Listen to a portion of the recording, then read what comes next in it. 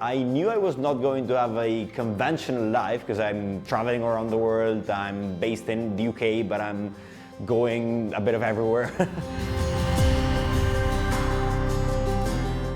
I needed a course that was also not usual. I needed something that was a bit more out there. And one thing led to the other, and I stumbled to the EIIS website, and I started learning about it. I started learning about the programs, the different programs, because they offer so many.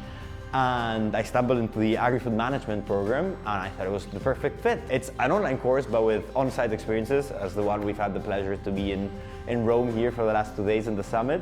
But then we're also going to Umbria. We also have the chance to go and find tartufi, which is something, as a chef, I love. What's not to love?